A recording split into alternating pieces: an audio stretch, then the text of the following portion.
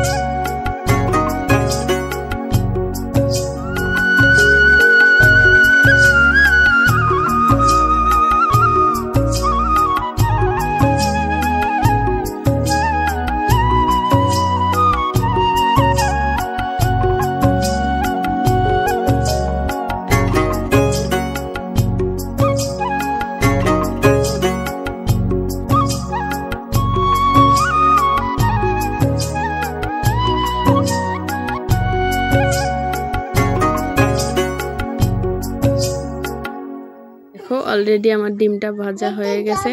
এখন আমি একটা খুন্তির সাহায্যে ডিমটাকে তুলে নিব। তো উঠতেছে না, আটকে গেছে।